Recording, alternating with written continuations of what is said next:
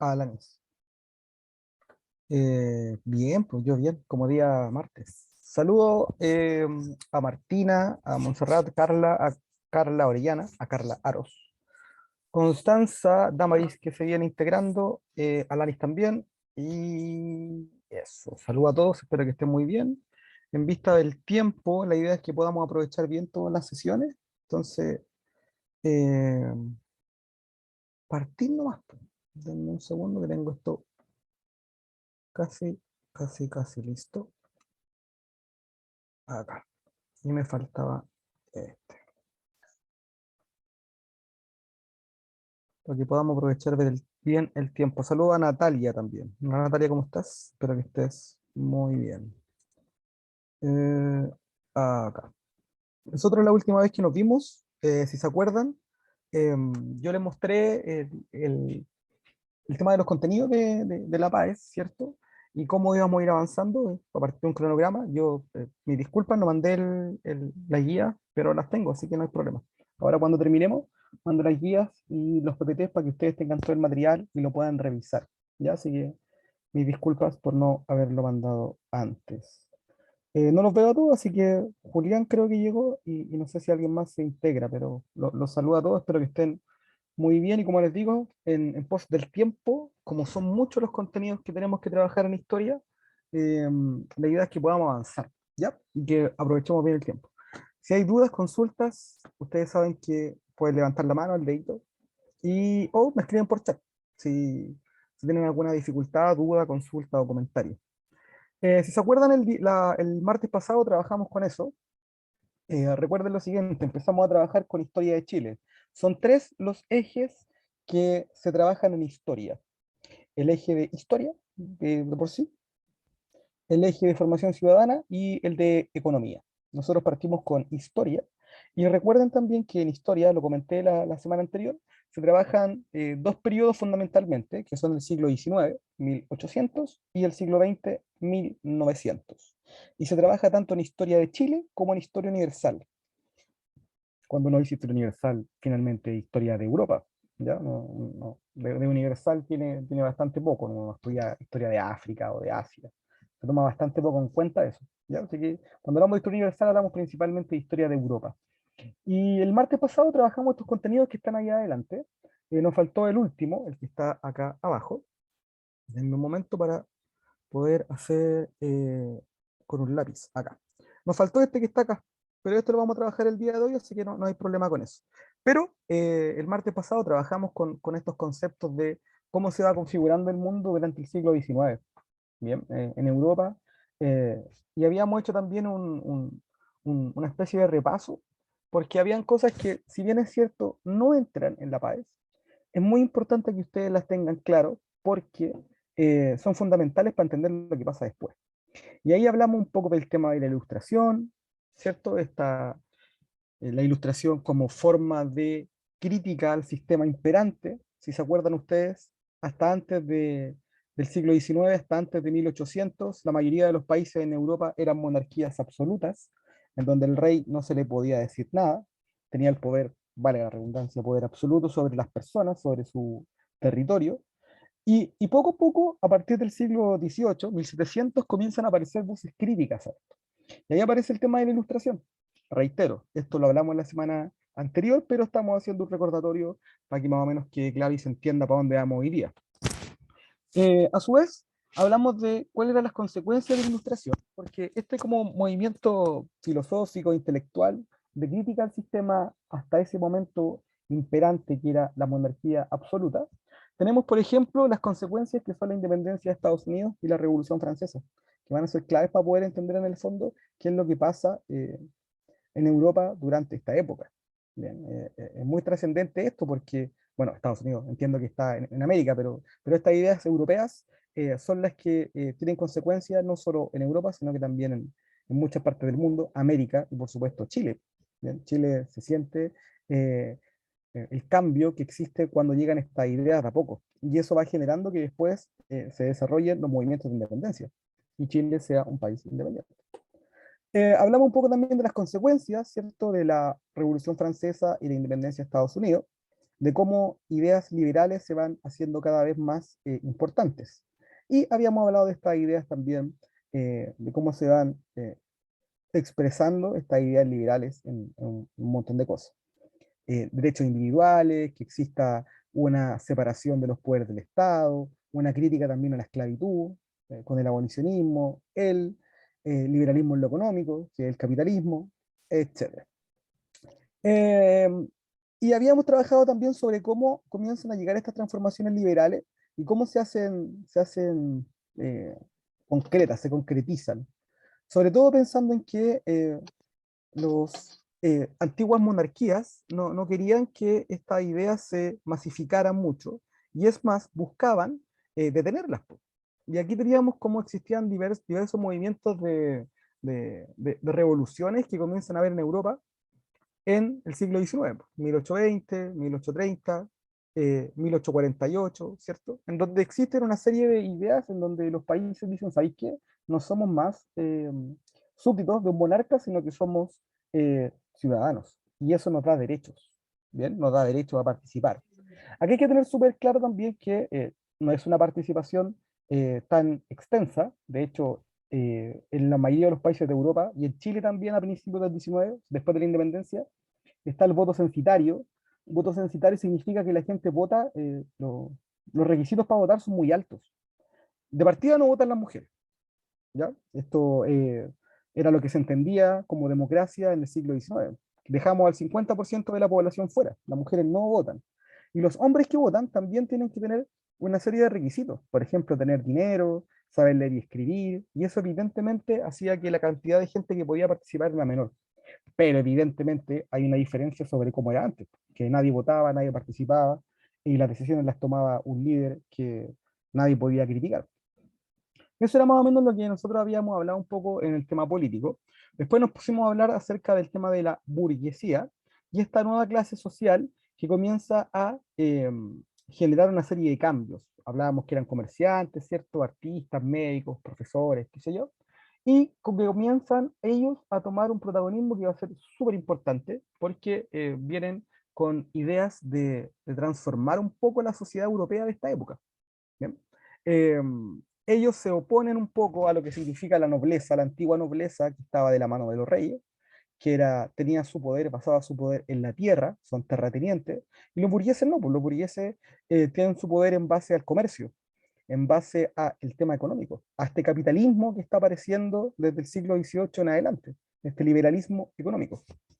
Y habíamos hablado que eran muy importantes ellos porque además de que se dividían en tres clases, no era solo una burguesía, sino que se van dividiendo según la cantidad de recursos que pueden generar. Y claro, pues, o sea, tenemos una alta burguesía que tiene muchas lucas, que tiene mucho dinero, y una baja burguesía que en general el dinero que tiene es menor, ¿bien? Pero sí tienen una mentalidad distinta, una mentalidad que va ligada al tema de entregar mayores libertades. Van de la mano con el liberalismo. Acuérdense que los burgueses son los que ponen lucas para que, en el fondo, las ideas liberales puedan llevarse a cabo. Em, y por lo tanto, lo que ellos quieren es un mayor protagonismo. Tienen dinero, tienen prestigio social, pero quieren poder político. Y eso también ocurre en Chile. En Chile tenemos una clase social que se llaman los criollos, que son, después lo vamos a ver esto de todas maneras, pero para hacer como un adelanto. Los criollos son los hijos de europeos o de españoles que nacen en América. Tienen plata, saben escribir, saben leer, van a estudiar al extranjero, tienen haciendas, tienen recursos, pero no los pescan en el tema político. Y eso es lo que quieren ellos. Entonces, una de las cosas que hace, una de las causas de las independencias de América, tiene que ver con el desarrollo de estos criollos que quieren mayor protagonismo, quieren poder político. ¿Ven? Algo parecido a lo que ocurre con la burguesía en Europa.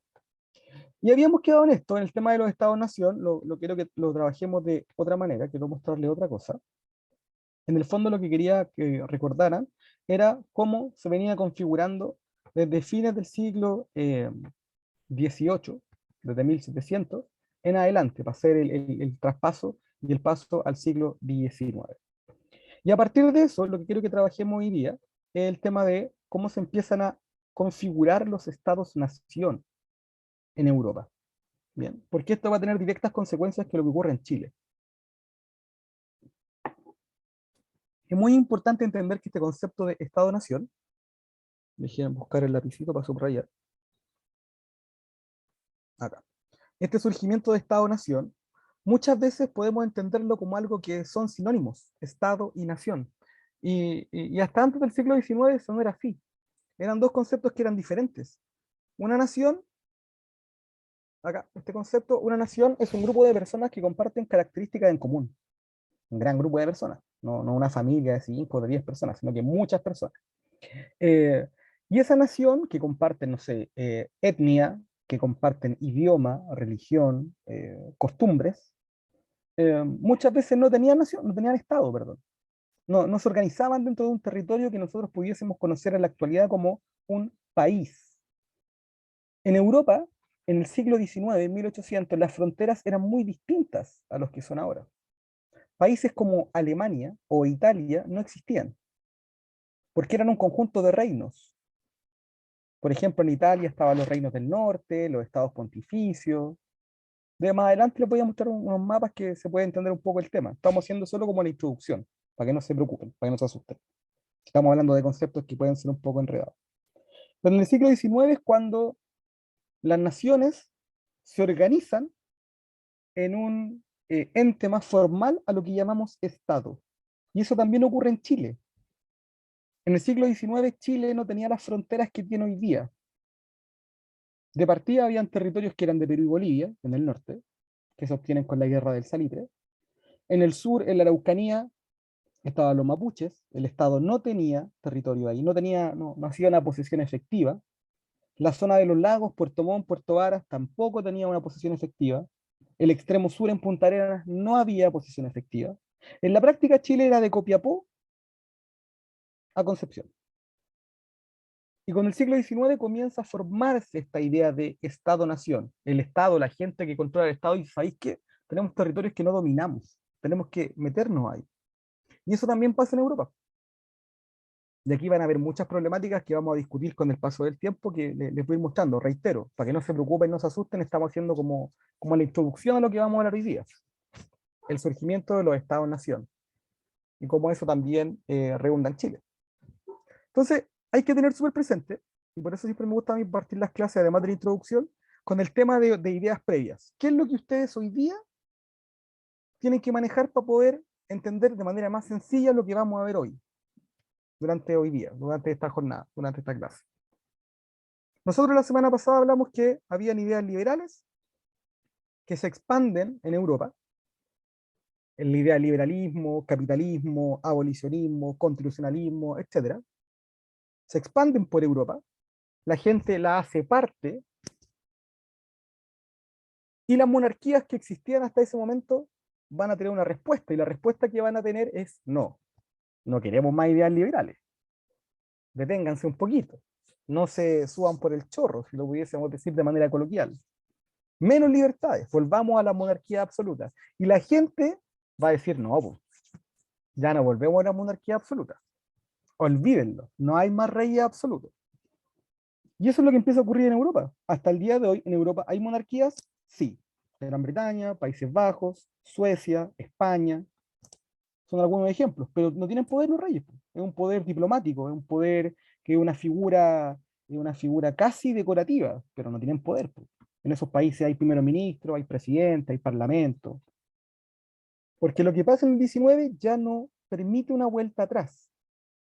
Con la Ilustración, con la independencia de Estados Unidos, con la Revolución Francesa. Por eso era tan importante que entendieran lo de la clase anterior. Y que si no lo entienden, me digan y yo les pueda explicar para poder seguir con lo que vemos ahora. Entonces ahí estaba la respuesta de la monarquía. La monarquía dice no, no, no. La gente dice sí, sí, sí. Y además trabajamos el tema de la burguesía, porque era importante la burguesía. Esta clase social nueva, que tiene dinero, que es comerciante, que apoya las ideas liberales, no solo porque las siente como parte de sí, sino también porque les conviene. La burguesía, al apoyar las ideas liberales, lo que está diciendo es reyes, no. Poder político de otra manera, pero no a través de una monarquía, al menos no una monarquía absoluta. Entonces, esto ya, el cuadro que aparece acá, este esquema, ya lo revisamos. En el fondo, el liberalismo y las revoluciones conceptos de soberanía nacional, power to the people, como les digo yo a mis alumnos, poder para el pueblo. Ya dijimos que este pueblo era bastante limitado, bueno, no eran las mujeres, eran hombres que tenían, que supieran leer y escribir, que tuvieran riqueza, qué sé yo. Igual era súper limitada la participación, pero era distinta a lo que había antes. O sea, no era una democracia o no era una soberanía perfecta, pero era más de lo que había en el siglo anterior. Se dividen los poderes del Estado, poder ejecutivo, legislativo, judicial, eso lo vamos a hablar cuando veamos formación ciudadana, pero lo que nos importa es que el rey ya no tenía todo el poder, sino que se iba dividiendo en tres: ejecutivo, legislativo, judicial. Y algo muy trascendente que dura hasta el día de hoy, por supuesto, al igual que las otras características, principios, la igualdad ante la ley. Todos somos iguales ante la ley. No porque alguien es rey, no puede ser juzgado, no porque alguien no es rey, tiene poder sobre todas las personas. Todos se tienen que someter a la ley. Y en la actualidad es un principio clave de un sistema liberal democrático. Desde el presidente para abajo, todo. La gente que tiene dinero y la que no. Aquí vamos a entrar en una discusión que ustedes me pueden decir, pero profe, no sé, la igualdad a veces no se ve mucho, los que tienen más a veces tienen una justicia diferente, sí, pues, sí, uno puede hilar más fino y puede hacer una crítica a eso, pero hay igualdad, todos somos iguales ante la ley, todos tenemos que someternos, no porque sea un presidente o la presidente se puede saltar un semáforo rojo, puede conducir a mayor velocidad, no sé. Todos tenemos que someternos a la misma ley, eso es parte de un Estado de Derecho. Es parte de un sistema democrático. Y estas ideas liberales ya las trabajamos y hablamos de la independencia de Estados Unidos, un poco de la Revolución Francesa y de las respuestas que tuvo la gente en contra de esta idea monárquica de volver a instaurar la monarquía absoluta. Y aquí está un poco lo que yo les comentaba anteriormente, porque vamos a hablar de los estados-nación hoy día. Yo hice un poco como un spoiler respecto a que era una nación. em, y aquí están los elementos clave. Aquí están los elementos clave, porque nosotros cuando hablamos de nación, de este concepto, de nación que sobreviene, por ejemplo, la palabra después nacionalidad, tener nacionalidad chilena, tener nacionalidad francesa, brasileña, no sé, se proyecta, comienza a surgir desde la Revolución Francesa, desde fines del 18. Yo pertenezco a una nación, y parte el concepto de pertenecer a algo. Nosotros pertenecemos a la nación chilena, se supone. Hay otros que tienen otra nacionalidad y que viven dentro de Chile. Y no son solo los extranjeros, no son los colombianos, haitianos o mexicanos que viven en Chile. También hablamos de pueblos que no se sienten parte del Estado chileno, como pueden ser los mapuches. Por ejemplo, fíjense, para ir después voy a nombrar un poco el tema, el ejemplo de los mapuches, que es muy interesante, o de los Rapanui, o de los Aymara, lo vamos a mencionar un poco más adelante. Este concepto de nación hace referencia al conjunto de ciudadanos o personas ligados entre sí, o sea, todos nosotros estamos ligados, por algo que se llama contrato social.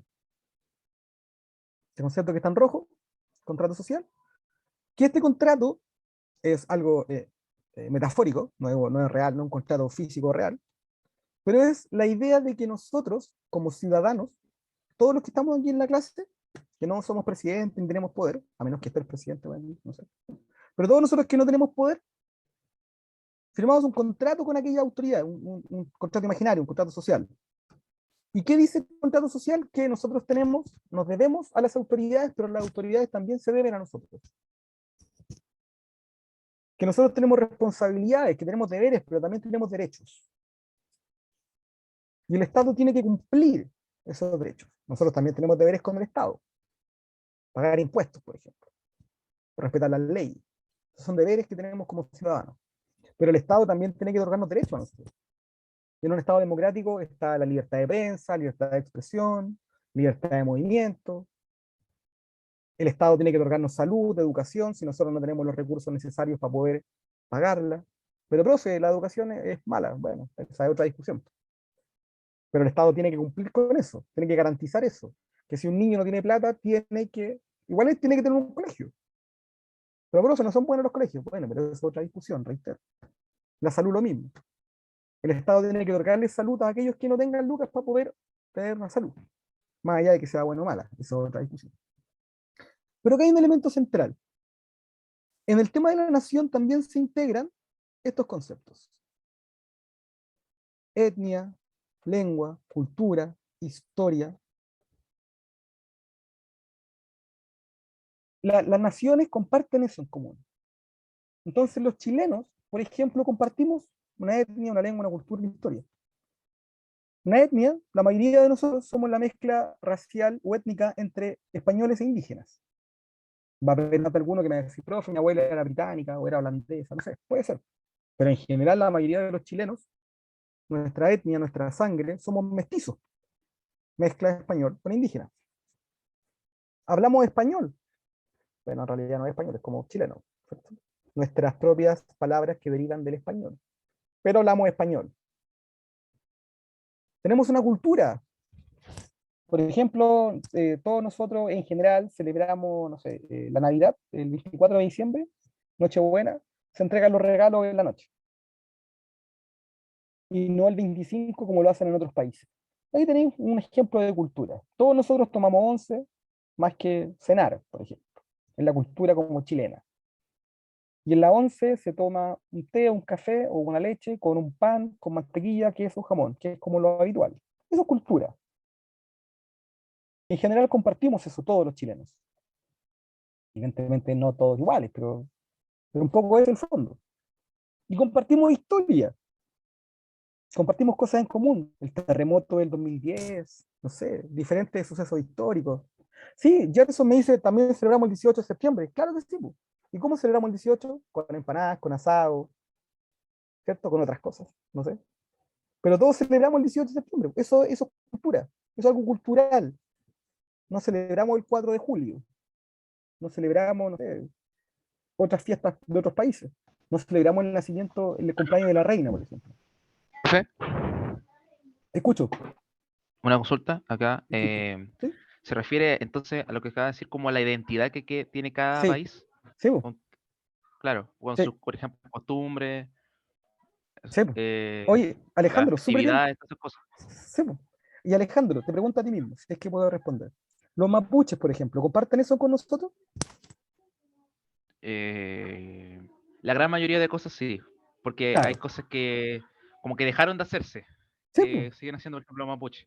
claro. Pero ojo, si tú, cuando hablamos de mapuches, no aquellos que viven en la ciudad, que viven en Santiago o en Temuco, sino los mapuches que todavía viven en comunidades, en gran parte de Claro, los casos no comparten eso, claro. No ¿cachai? Y celebran por la eso, Navidad, yo creo, algunos. claro, puede ser por una cuestión cultural, pero Sí, también celebran sus propias festividades, el Año Nuevo Mapuche, celebran Guillatunes, y es claro. una cuestión que es fuera de nosotros. Y por eso, aquí quiero llegar a esto, a que finalmente Chile se queda como Estado, pero muchas comunidades dentro que muchas de ellas no quieren pertenecer a este Estado, y son naciones diferentes.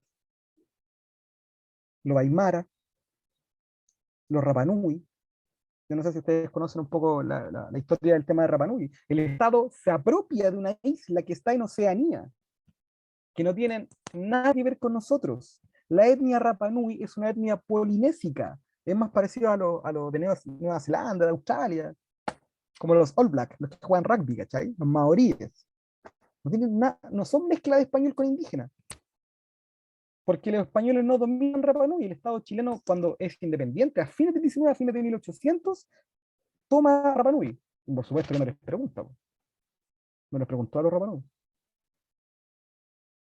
Ahora está, hoy día mismo, durante estos temas después de la pandemia, los Rapa Nui están súper complicados por el tema de que al no llegar turismo, ahí están con una cuestión económica muy terrible.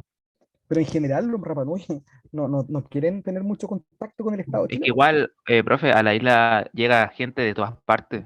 Sí, po, sí, A sí, veces es como una atracción igual como es conocida a nivel mundial, esto de los Moai y todas esas cosas. Entonces por la sí, pandemia se absolutamente, paró y claro. Pero aquí iba con el ejemplo, con lo que te estaba comentando, con el hecho de que, más allá de que estén complicados hoy día por el tema del turismo, en general, ellos no tienen mucha relación o no quieren tener mucha relación con el Estado chileno. ¿Cachai? A eso voy. claro, no se sienten como yo creo que muy identificados, al igual que con los No, mapuches. no, para nada, po. Nada, pues si no Sí, comparten historia, no comparten cultura, no comparten idioma, no comparten tradiciones. Ojo, y esto no es una claro. Yo creo que por crítica. eso va a costar llegar a un acuerdo con lo que está pasando ahora. Excelente. Me has quitado las palabras de la boca. ¿Cómo llegar a un acuerdo si hay poco conocimiento histórico, si hay poca... Y aquí, más allá de la postura que tenga uno, es todo lo mismo. Si en el fondo hay que entender que es un problema súper complejo, porque hay historias, son cientos de años que han pasado con este problema. En Chile con el caso de los mapuches. ¿Ok? Y acá, para volver un poco al tema, muchas gracias Alejandro, creo. Muchas gracias por los comentarios, súper buenos. El objetivo del Estado, el Estado finalmente es la organización de la nación. El Estado es un ente que se crea para organizar a estas personas que tienen cosas en común.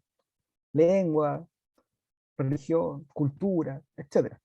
Yo aquí puse a buscar este concepto, pero ya se lo mencioné, así que no va por ahí el tema, ¿ya? Así que no se preocupen por eso. El Estado tiene que cumplir el contrato social. ¿Qué es el contrato social? Derechos y deberes con los ciudadanos. Y estos conceptos, ojo, son súper importantes porque se crean en el siglo XIX. Antes eran monarquías, ¿no? Y la gente tenía que hacerle caso al rey, porque era el rey y Dios había puesto a ese rey ahí y todos teníamos que hacerle caso porque si el rey decía algo, todos nos parábamos a mesa, no sé. Esto va cambiando. Cambia en el 18, Ilustración, Revolución Francesa, Estados Unidos, independencia. Cambia en el 19, independencias en América. Surgen nuevos estados, los estados-nación, que es lo que estamos viendo ahora. Si se dan cuenta, va todo de la mano. Eso es lo que yo necesito que ustedes entiendan, más que aprenderse cosas de memoria. Porque la memoria, chiquillos, ustedes pueden así recitar algo. De ahí aprender de memoria, no sé, como las tablas de multiplicar o cosas, las vocales, el abecedario, que uno lo dice de memoria. Pero cuando ustedes piensan y entienden esta historia, entienden que una cosa lleva a la otra, van a aprender historia y les va a ser mucho más fácil poder cumplir con una prueba estandarizada como esta.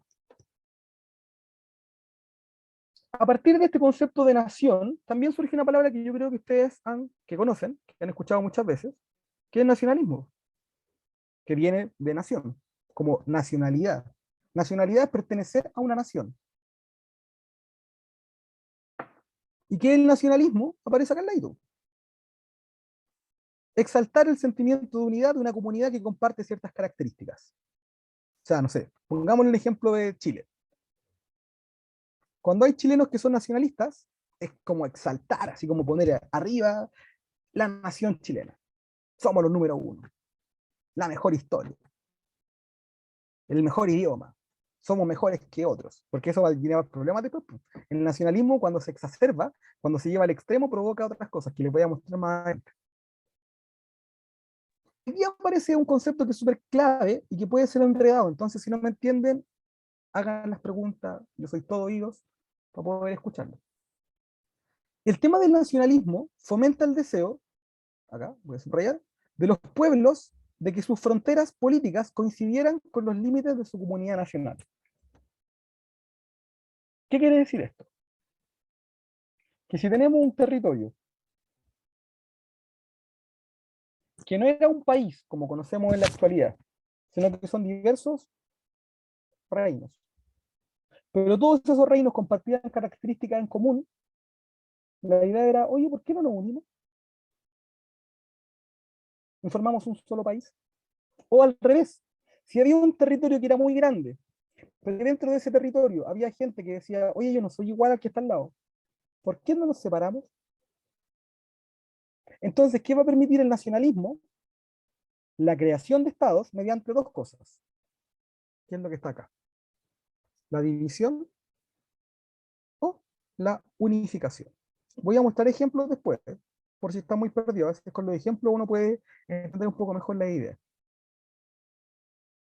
Pero reitero, aquí el nacionalismo es lo que estamos hablando, que el nacionalismo dice, mira, nosotros somos una nación, no sé, de los rojos,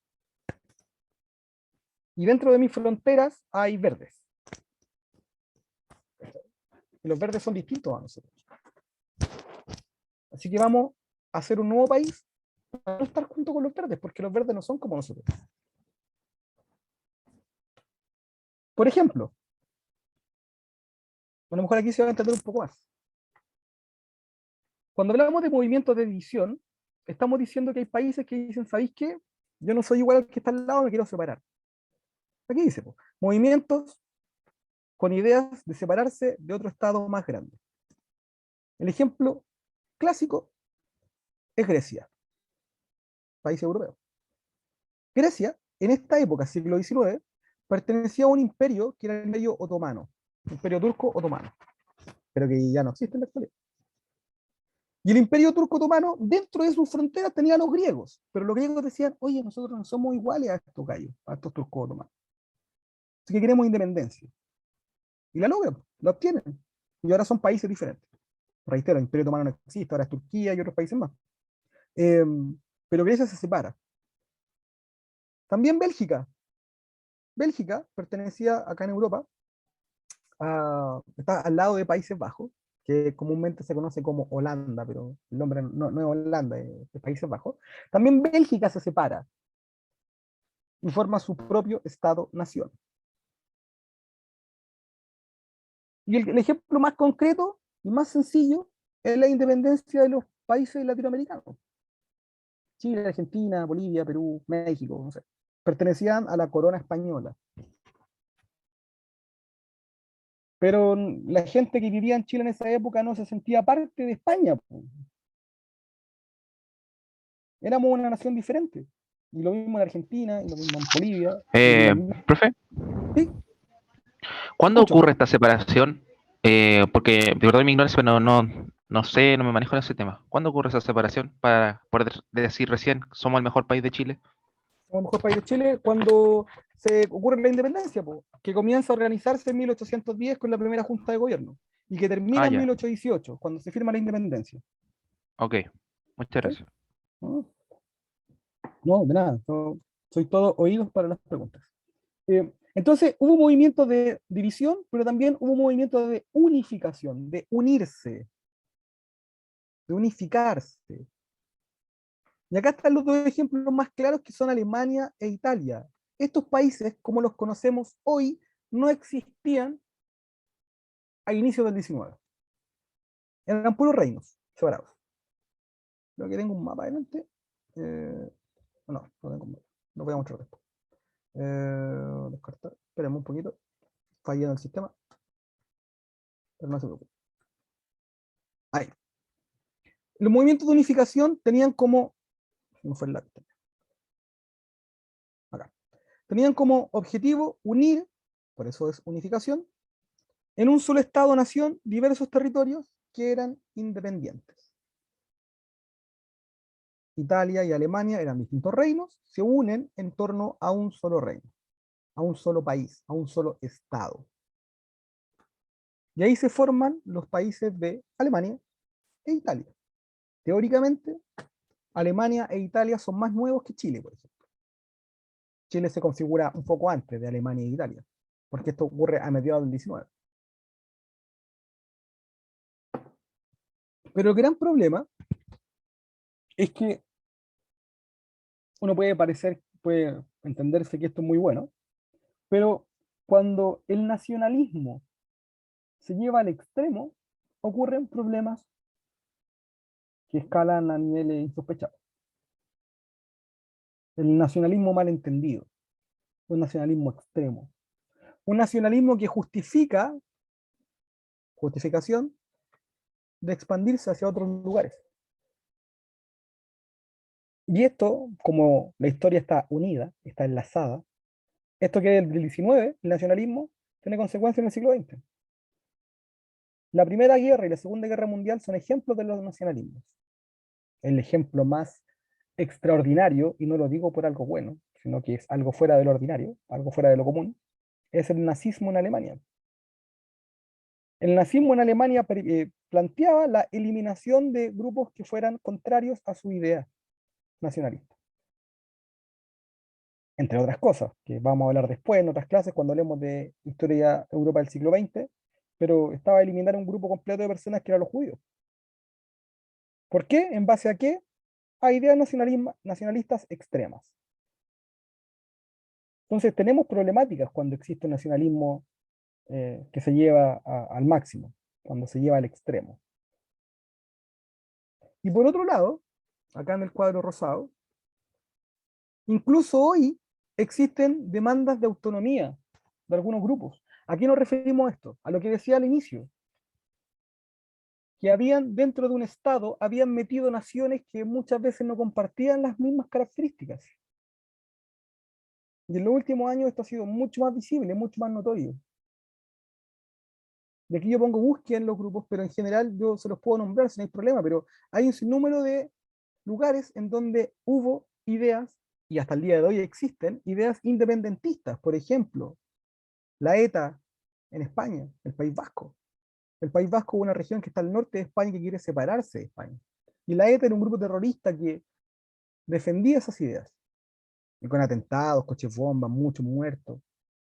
Lo que pasa en Cataluña, donde está Barcelona, también en España, las ideas independentistas de su grupo.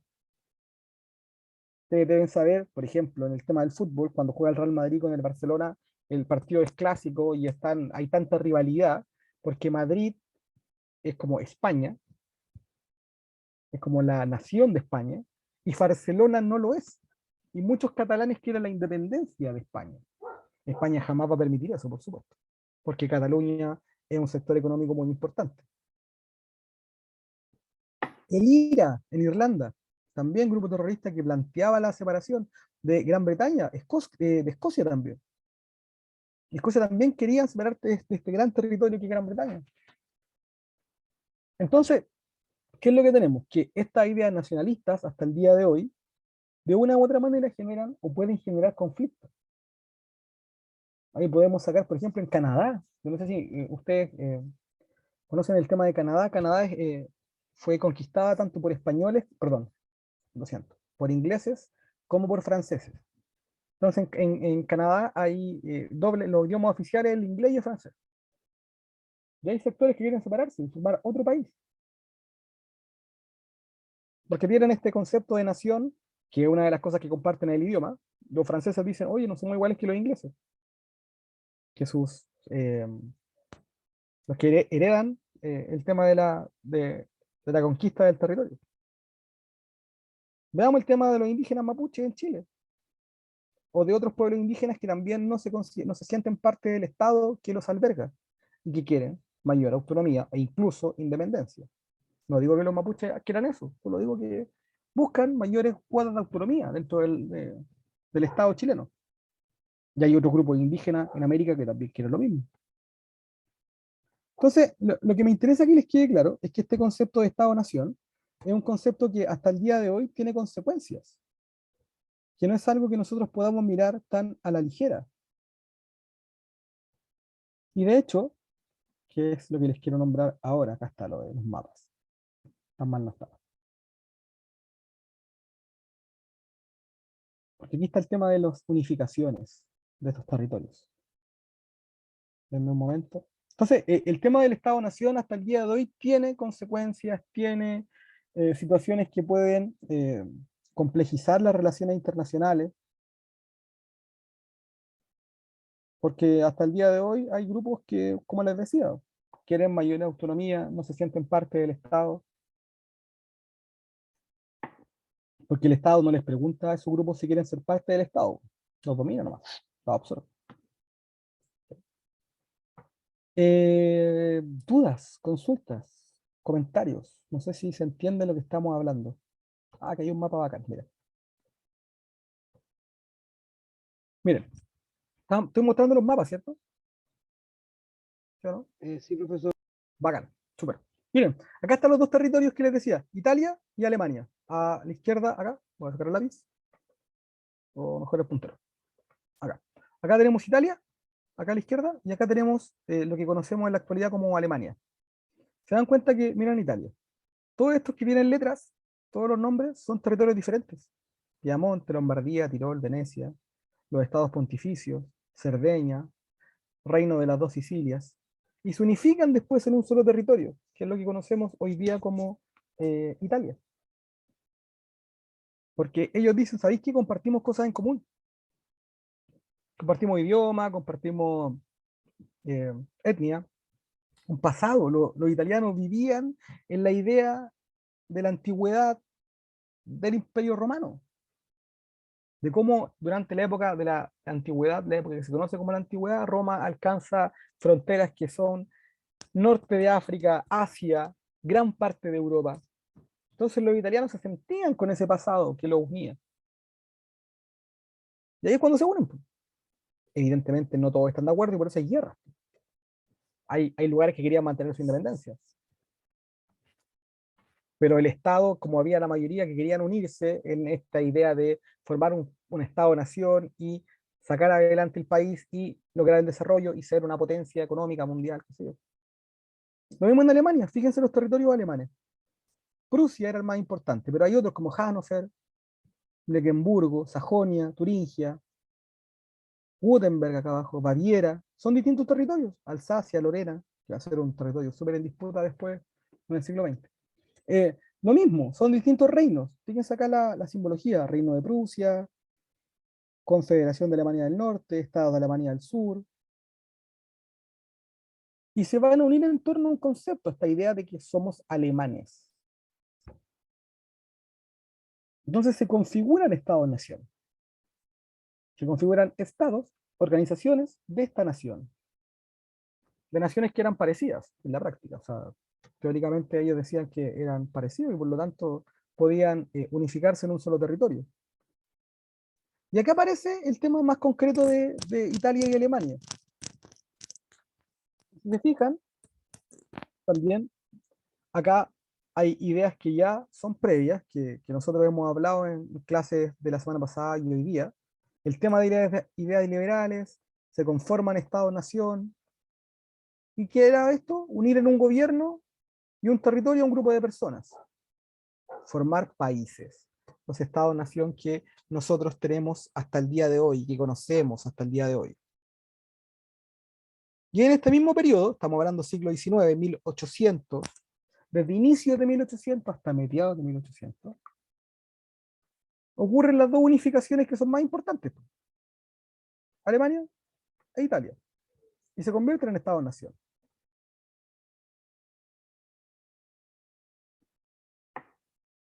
Comparten características en común. ¿Cómo qué? Como que se difunden las ideas liberales, los líderes políticos apoyaban estos movimientos, la burguesía acá nuevamente aparece, a la burguesía le conviene esta unificación de territorios.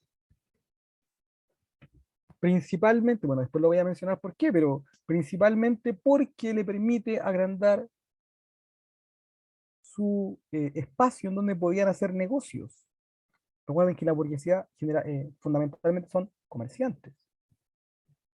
Entonces la burguesía apoya, financia, en muchos casos, estos movimientos de unificación. Y además tenemos algo artístico, que es el movimiento del romanticismo, movimiento artístico cultural, que promueve estas ideas de la unión de territorios. Y aquí tomamos un poco lo que mencionábamos acá, en estas cuatro ideas, las explicamos de manera más específica. Por ejemplo, cuando se difunden las ideas liberales, acá tenemos un cuadro, una foto de un cuadro de Napoleón Bonaparte. Como Napoleón invade gran parte de Europa, hasta que se le ocurre ir a Rusia y fracasa, y ahí viene el comienzo del fin del Imperio francés, después de la Revolución Francesa. Como Napoleón se expandía todo el rato, los demás países que eran invadidos por Francia comienzan a hacerse más importantes las ideas nacionalistas. De decir, oye, ¿por qué Francia no invade? ¿Cachai? Si nosotros somos Alemania, Prusia, somos Piamonte, somos España. Una de las causas fundamentales, la causa inmediata que da origen, que da inicio a la independencia de las colonias españolas en América, o sea, Chile, es que Napoleón invade España. Y en España comienzan a organizarse las llamadas juntas de gobierno, y en Chile se hacen juntas de gobierno. 18 de septiembre de 1810. Parte del proceso de independencia. Entonces, estas ideas que, provocadas por la expansión de Napoleón, van a intensificar, es decir, van a ser más intensas las ideas de pertenencia a una nación O sea, nosotros somos prusianos, nosotros somos de Piamonte, nosotros somos españoles, no somos franceses. Y por eso van a rechazar a monarcas extranjeros. Cuando Francia invade España, sacan al rey español y Napoleón nombra a su hermano como rey de España, a José Bonaparte. Los españoles no consideran a José Bonaparte su monarca, su rey. Y por lo tanto, la idea de nacionalidad española se hace más fuerte. Y de ahí que las ideas de igualdad, libertad y soberanía nacional se hacían cada vez más fuertes, cada vez más importantes. Se solidifica la idea de nación. Nosotros pertenecemos a esta nación española, por ejemplo. Hablamos español, no hablamos francés.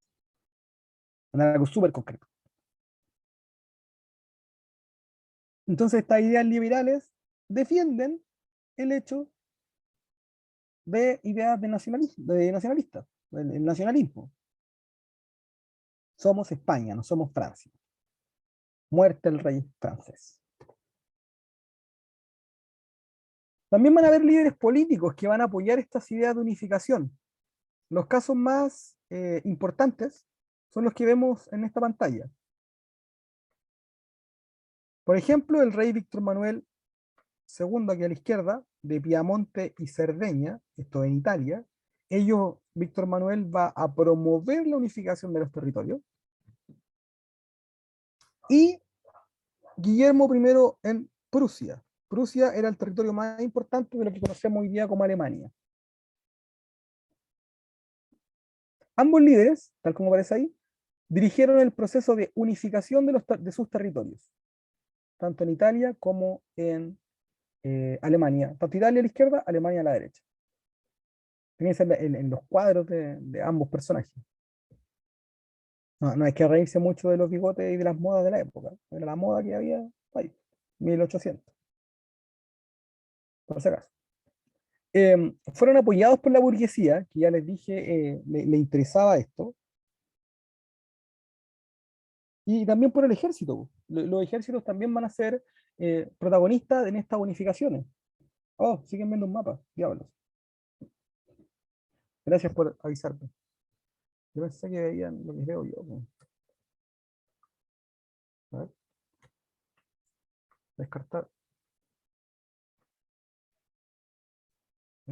Uso compartido pantalla. Deme un momento. Dejar de compartir. Y yo hablaba y nadie me decía nada. Ahí.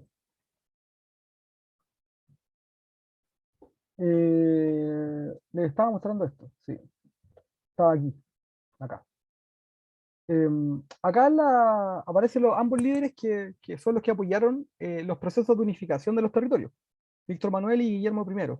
Apoyados también por la burguesía, apoyados por el ejército y apoyados también por otros líderes. Por ejemplo, Camilo Benso en Italia, Otto von Bismarck en Alemania. Y que van a permitir la unificación de los territorios.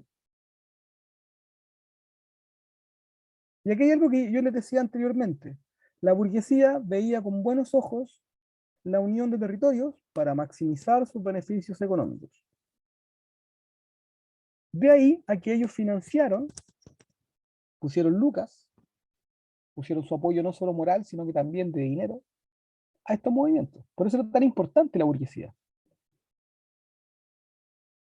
Fue clave en estos procesos de unificación, tanto en Italia como en Alemania. El romanticismo, lo mismo. Movimiento cultural, artístico, que busca resaltar el individualismo y la idea de libertad en reacción al espíritu crítico y racional de la Ilustración. El romanticismo también, como un movimiento cultural, apoya estas ideas de unificar territorios. Que exista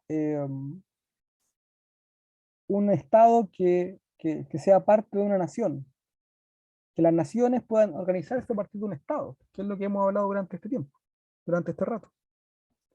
Y aquí un poco, yo no me voy a meter tan concretamente porque tampoco la PAES lo hace, así que pierdan cuidado en eso, como la etapa y aprenderse de memoria esto de Italia y Alemania, pero sí hay que entender que eran territorios que eran diferentes, que eran reinos separados. Fíjense en el mapa de Italia. Dice Turín, Parma, Ancona, Toscana, Roma, Nápoles, Cerdeña. Y entre mil, acá abajo en las fases que aparecen, acá, entre 1848 hasta 1866, está como loco el puntero, mejor con la pluma. Acá, entre 1848 y 1866 tenemos la unificación de estos territorios.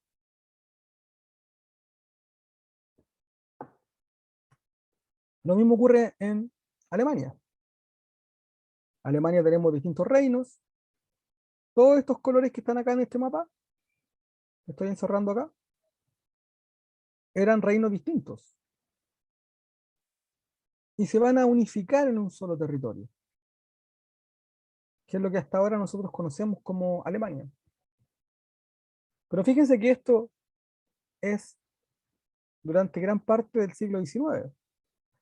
Por ejemplo, 1815, 1860, fundamentalmente hacia mediados del XIX es cuando Alemania puede unir sus territorios y formar el país que conocemos hasta el día de hoy.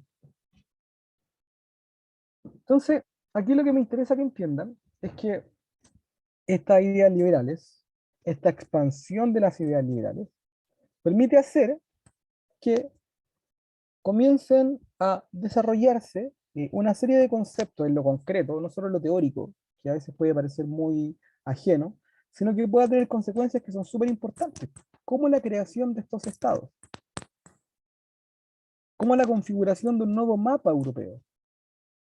¿Para qué decir de la importancia que va a tener Italia y sobre todo Alemania en el devenir histórico, no solo europeo, sino que mundial en el siglo XIX y sobre todo en el siglo XX? Las guerras mundiales son protagonizadas por Alemania, tanto la primera como la segunda, son protagonizadas por este territorio, por este Estado. Entonces, algo no menor, es algo que no puede pasar así como colado, el hecho de que se está formando un territorio que va a tener mucha importancia en el devenir histórico de Europa. No solo de Europa, sino que también del mundo. ¿Bien? Entonces, pregunta para ustedes, consultas, comentarios, si esta hora se entiende, si hay algo que no se quede muy claro, no sé. Sobre todo como me pegué con el mapa, eh,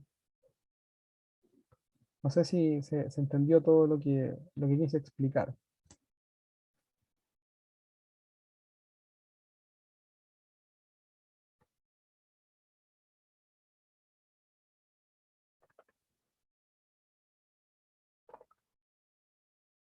Yo lo escucho, o sea, no lo escucho, pero no sé si habrán dudas con eso.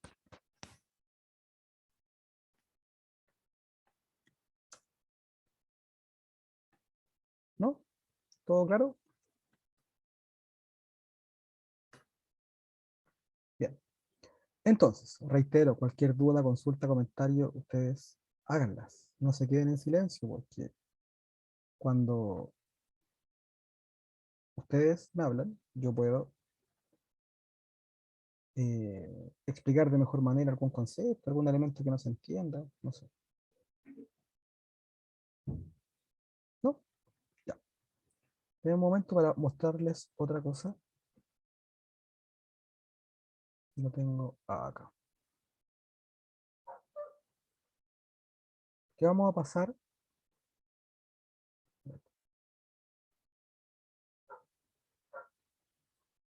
Vamos a pasar a otro tema. Vamos a aterrizar esta información en el fondo a qué es lo que pasaba en Chile. O cómo esto se expresa en Chile. Por eso, creo que me den solo un momento.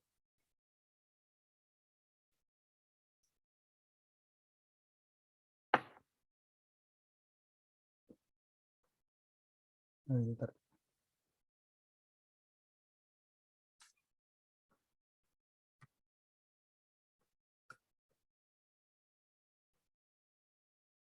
Ahora sí. Profe, ¿podría volver al apoyo de los líderes? Sí, vuelvo ahí. Muchas gracias por escribir. Y eso lo dejé.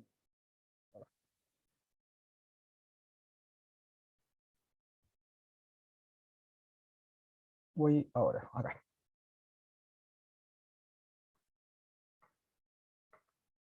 Acá está. Acá está el tema del apoyo de los líderes políticos, porque, como dije en su momento, a los políticos también les convenía esta unificación de los territorios, sobre todo pensando en la idea de hacer que el Estado tuviese una nación dentro, po. Porque, a ver, aquí lo que importa es que entiendan que estos estados lo que necesitan, lo que quieren es hacerse más poderosos, quieren tener más poder.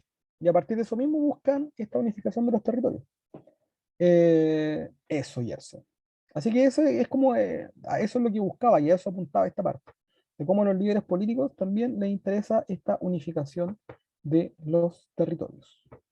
Y a partir de eso mismo, aquí les estoy mostrando otro PPT. Este es un poco más largo, pero yo después se lo voy a enviar, podemos ver las ideas generales, porque lo que tenemos que trabajar es cómo Chile se configura en este concepto, porque Chile también se transforma en un Estado-nación.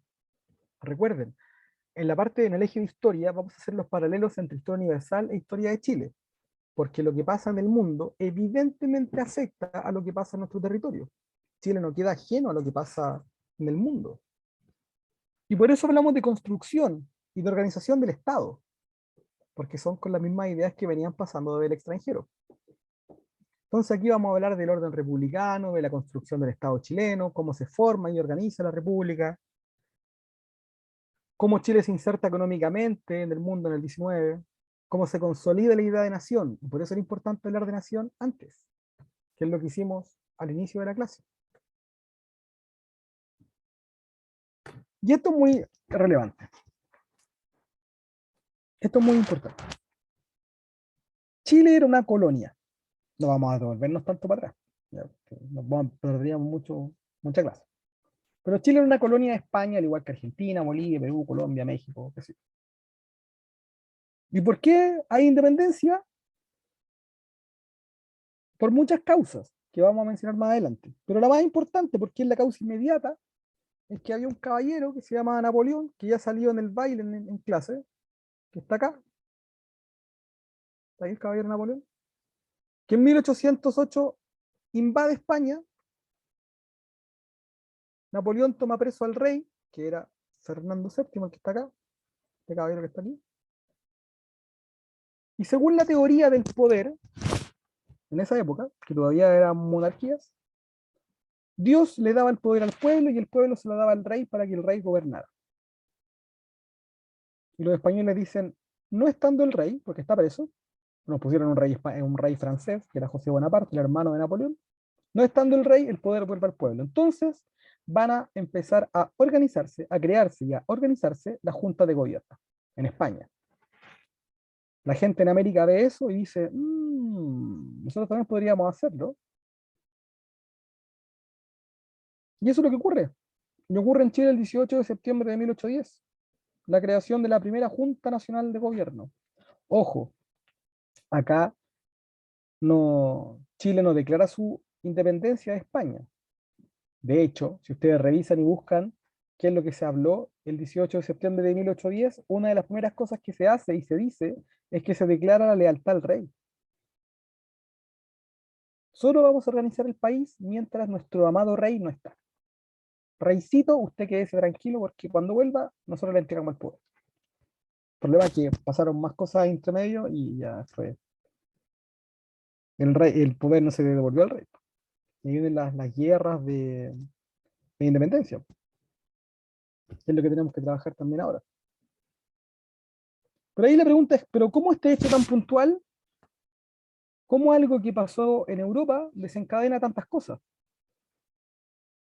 Y lo primero que hay que entender es que la independencia de Chile, respondo al tiro, porque vi que me escribieron, tiene múltiples causas. Ahí me pregunta, entonces Napoleón, me pregunta Gerson, entonces Napoleón hace que toda Sudamérica y Europa se quiera independizar de España. Eh, lo que hace Napoleón en América, claro, es que la gente o la mayoría de las personas o la gente importante quiere independizarse de España. Eh, y en Europa lo que hace es que hace que las ideas de nacionalismo sean más extremas y abiertas porque estamos todos en contra de Napoleón, estamos todos en contra de Francia, ¿cachai? Y ahí surge esta idea también y se hace más fuerte la idea de Estado-Nación. ¿Bien? No sé si te respondí, Gerson, creo que sí. Eh, entonces la independencia de América y de Chile, fundamentalmente, que es lo que nos importa, tiene múltiples causas. Y justo ahora no quiere salir la otra vez. Ahí está. Y aquí están las causas. Tenemos causas tanto que son internas, acá, como factores externos. Y muchos de los factores externos ustedes ya los manejan porque ya lo hemos hablado. Ideas ilustradas, es decir, ilustración, independencia de Estados Unidos, Revolución Francesa. Recuerden, todas las cosas en historia van de la mano. No estudien esto de manera por islas, estudien el concepto completo. Si se dan cuenta, durante estas dos clases hemos hablado de elementos comunes. No es que hayamos repetido, sino que aparecen conceptos que ya hemos trabajado. O sea, ya hablamos de ilustración, hablamos de Estados Unidos, hablamos de Francia, de la Revolución Francesa. Y eso en Chile y en América en general, la gente, los criollos, que eran esta clase social, que eran hijos de españoles que nacieron en América, que tienen plata, que tienen poder en tierras porque tienen prestigio social, pero no tienen poder político, ellos dicen, oye, ¿cacha lo que está pasando en Francia? Miren lo que está pasando en Estados Unidos. Ellos leen, pues viajan, ellos van a Europa, conocen lo que está pasando. Y ellos que ya arrastraban una idea de, oye, los españoles, es un mal gobierno, el mal manejo, no nos dejan gobernar. Entonces estas ideas se van haciendo cada vez una bola de nieve, que se va haciendo cada vez más grande. Entonces, por cosas que pasan afuera, se hace fuerte la idea de logremos autonomía de España.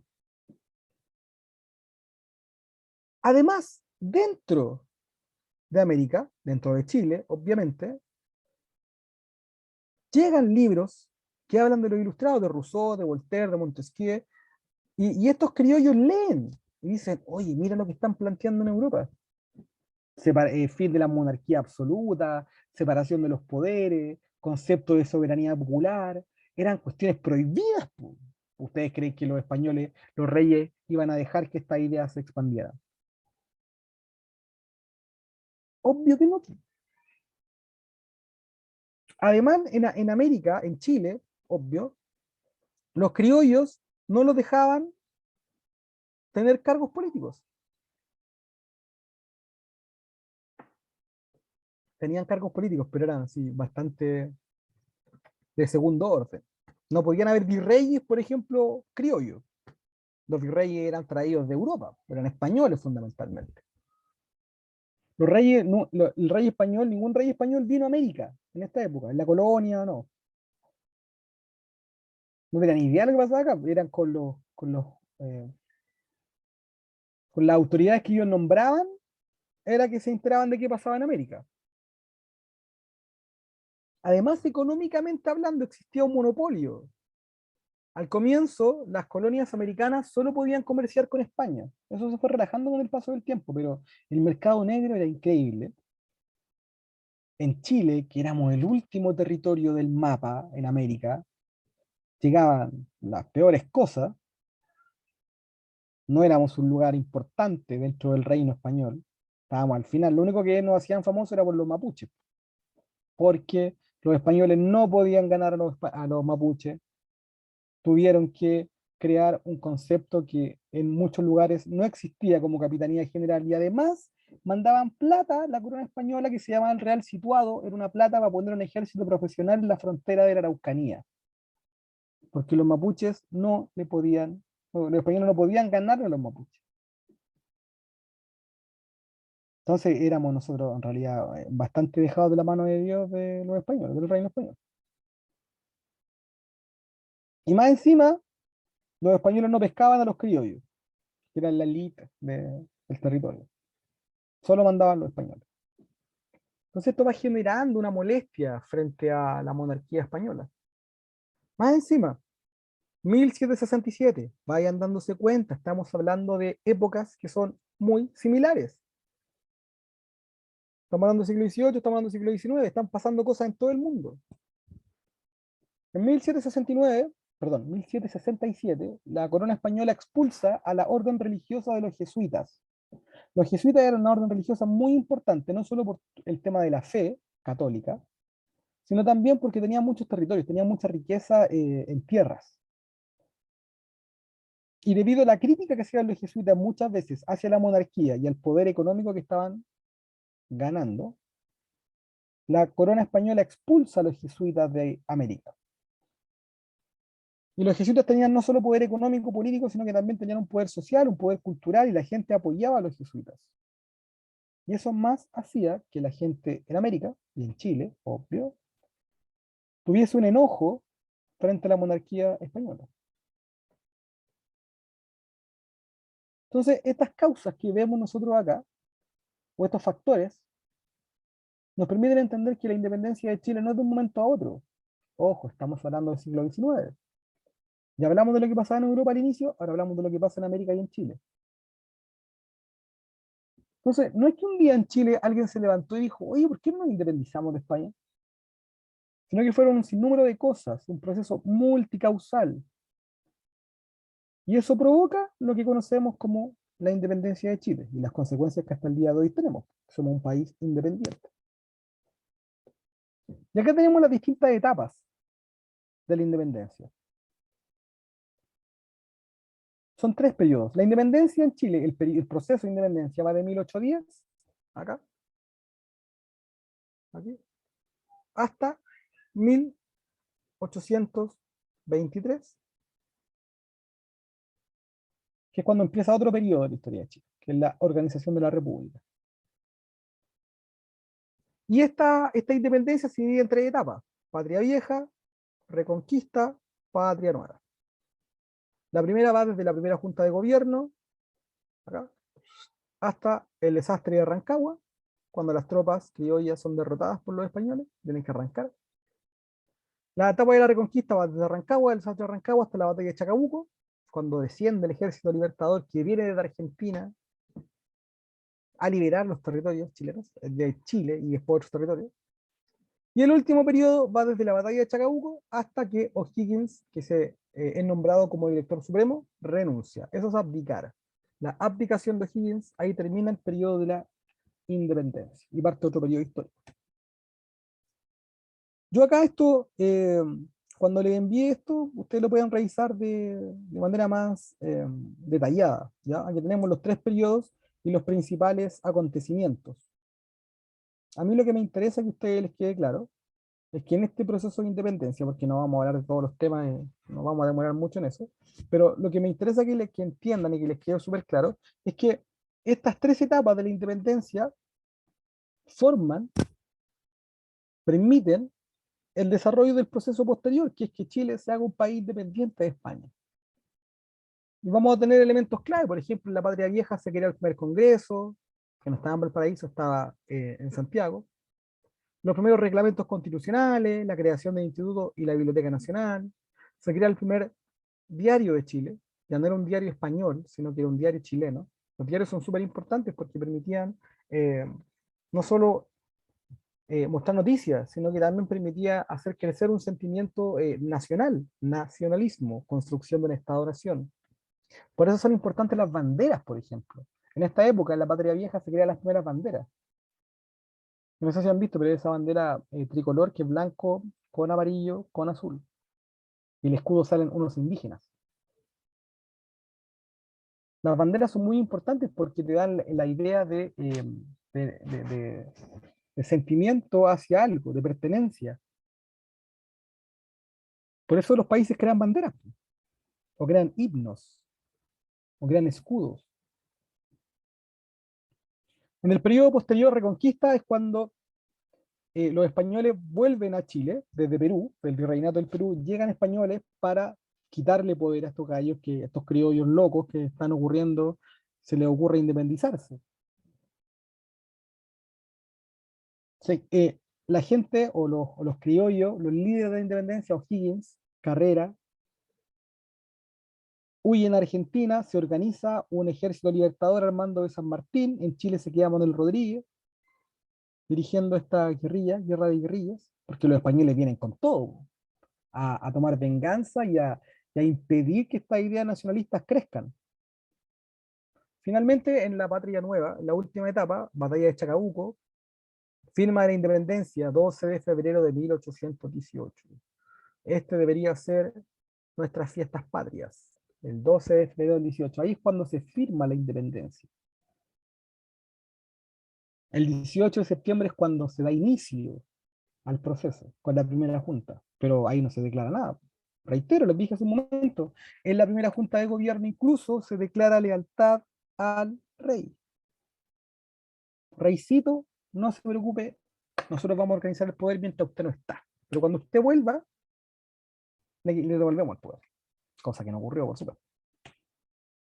En esta etapa también en la batalla de Maipú, 5 de abril del 18, y O'Higgins es nombrado director supremo. Y acá está O'Higgins.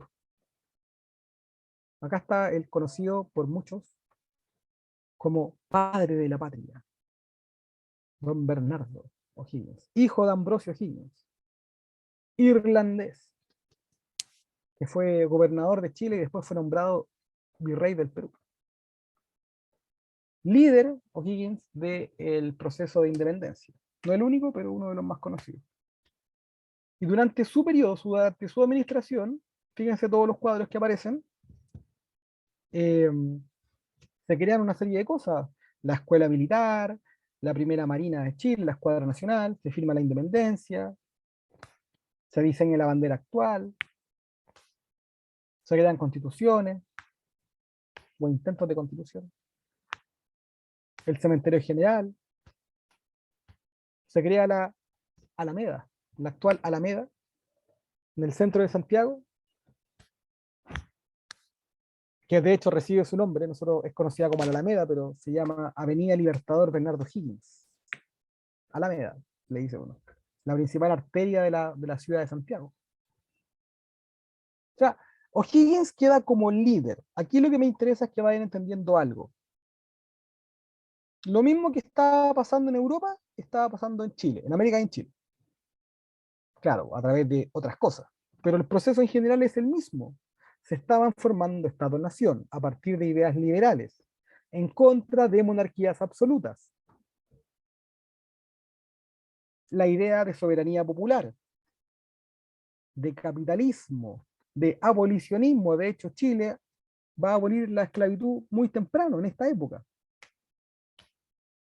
Seamos honestos, sí. Y aquí contemos la historia completa. En Chile se va a abolir la esclavitud porque tampoco la esclavitud era tan importante. No habían tantos esclavos tampoco. Los esclavos eran muy caros. Y Chile era una nación, un lugar bastante pobre. Entonces, claro, no era tan difícil tampoco abolir la esclavitud. Abolir la esclavitud en otros lugares fue difícil, en Brasil, en Estados Unidos, ahí fue difícil, porque la economía dependía de los esclavos. En Chile no era tan así. El problema, y estas son las cosas que le gustan a los profes de historia, los cagüines, contar como estas cosas más X, pero que nos permite entender también un poco la historia.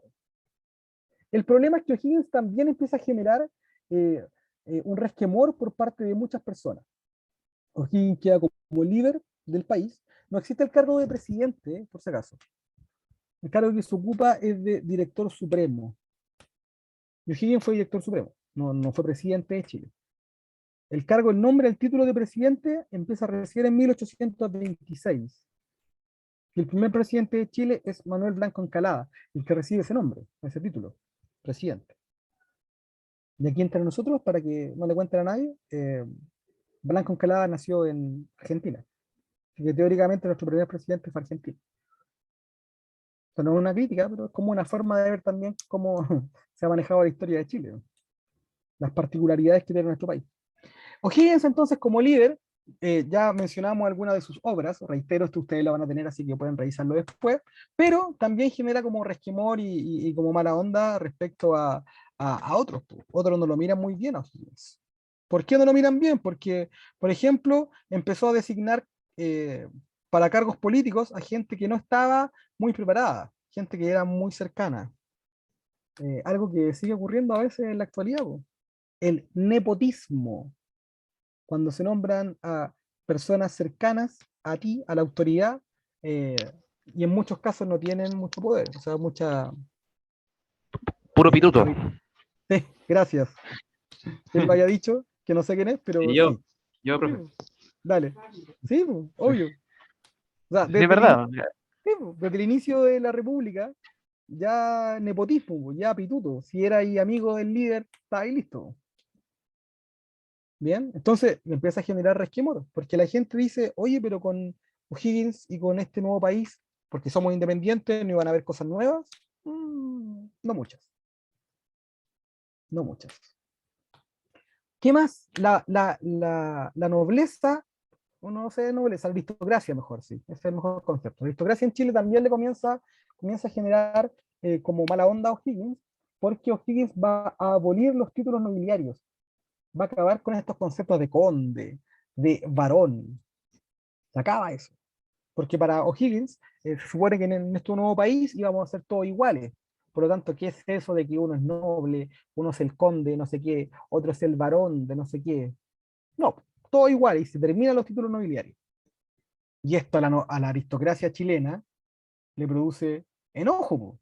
Oye, ¿quién es este gallo que nos viene a quitar nuestros títulos, que nos hacen famosos, que nos hacen reconocidos, que nos da prestigio?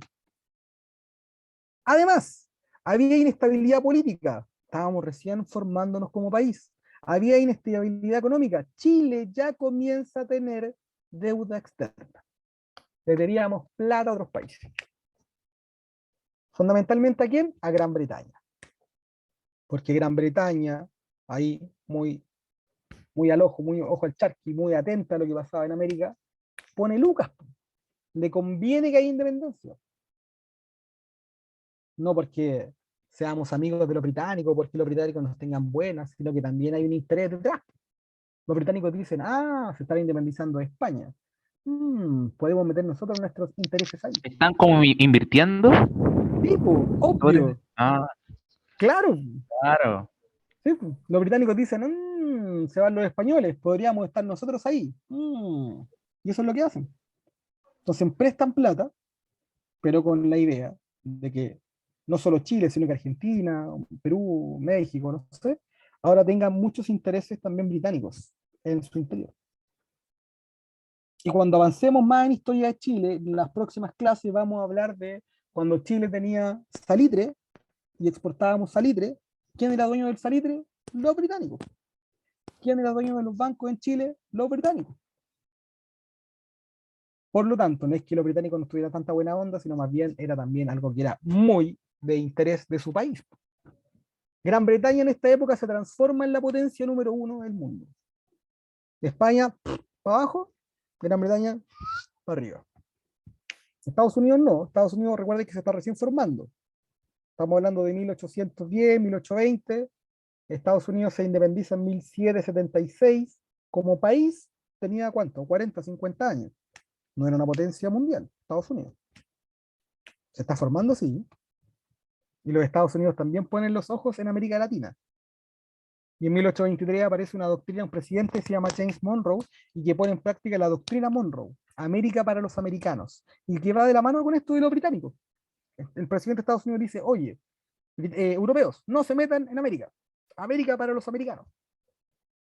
Claro, y Estados Unidos, la crítica que tienen que hacer ustedes, no es que Estados Unidos les cayéramos tan bien, nosotros como latinos, sino es como, no son ustedes, pero podemos ser nosotros. Y después en el siglo XX, en 1900, son los estadounidenses los que van a generar eh, que en un estatus ya de potencia económica, militar, social, política, y van a ser los estadounidenses los que van a dirigir lo que ocurre en América Latina. Y son ellos los que van a tomar las decisiones después. Y van a tener que ver mucho, van a tener mucha importancia en el devenir histórico de América Latina. Y lo vamos a ver en otras clases. Cómo Estados Unidos interviene directamente en América Latina cuando algo no le parece. Lo hace hasta el día de hoy. Cuarto, el señor O'Higgins se le ocurre meterse con algo que tenía mucho poder en América y en Chile, con la iglesia. Y acá el profe no se va a meter en nada de la iglesia católica dogmático porque yo no quiero herir ninguna susceptibilidad. Vamos a hablar de la iglesia como ente histórico, ¿bien? No como ente de la fe, eso cada uno, libertad religiosa. Pero la iglesia católica tenía mucho poder en América y a este señor O'Higgins se le ocurre quitarle poder a la iglesia católica. Chiquillos, se le ocurre crear un cementerio, que es el cementerio general, para enterrar a los muertos y no enterrarlos en las iglesias. Ahí te habla algo de bueno. Durante la época de la independencia se ocuparon muchas iglesias, se ocuparon muchos conventos como fuertes, como lugares en donde iban a quedarse las tropas. También esto iba en contra de la iglesia. Entonces la iglesia también le comienza a tener mala. Además, O'Higgins, junto a otros líderes de las independencias de América, pertenecían a una cofradía, a un grupo que se llamaba la Logia Lautaro. Ahí estaban, así como los líderes de la independencia en todos los países, pertenecen a este grupo, como un club, por decirlo así. Y eso también causa resquemor, causa enojo, causa preocupación por parte de la élite de Chile. O sea, le tenía mala, al principio era, wow, líder O'Higgins, puras banderitas, tenía puros followers, por banderitas no rojas, las banderitas verdes para O'Higgins. Me gusta, likes por todos lados. Pero después comienza a ver la otra cara, po, y le comienza a agarrar mala la Profe, aristocracia. Sí, escucho. se podría decir que ese fue el descenso del éxito de O'Higgins. Sí, pues, claro que sí, pues, claro que sí. Y aquí entre nosotros, Se le fue a las pailas. sí, Todo. po. Y aquí entre nosotros, eh, también esto tenía que ver con cómo O'Higgins se comienza a transformar no solo en un líder, sino que también en un dictador. Hasta el día de hoy existe una visión, hay visiones contrapuestas, y de hecho las investigaciones apuntan a que O'Higgins, por ejemplo, estuvo detrás del asesinato de Carrera y de Manuel Rodríguez, que eran figuras muy queridas por Chile, sobre todo Manuel Rodríguez, sobre todo Manuel Rodríguez.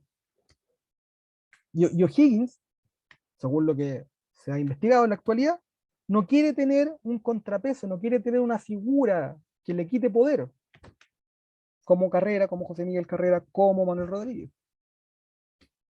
Entonces, miren, los odia, comienza a tener odio de la aristocracia, por el título, le quitan títulos nobiliarios. Le empieza a tener odio a la iglesia, y en un país como Chile, que en esa época la iglesia tenía mucho poder, y también, que no lo pongo acá, la clase baja también lo comienza a mirar de mala manera, porque empieza a suspender una serie de cosas que en Chile eran tradición.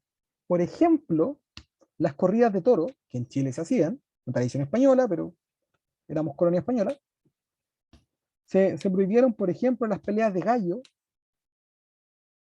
que eran entretenciones de las clases más bajas. Entonces, ¿qué es lo que vamos a tener? Es que finalmente todos odian a O'Higgins. Y en 1823, acá, en ese cuadro que está ahí, O'Higgins, para evitar una guerra civil, porque ya llegó un momento en que las provincias se empezaron a levantar en contra de O'Higgins, decide renunciar. Y eso es lo que se conoce como abdicar.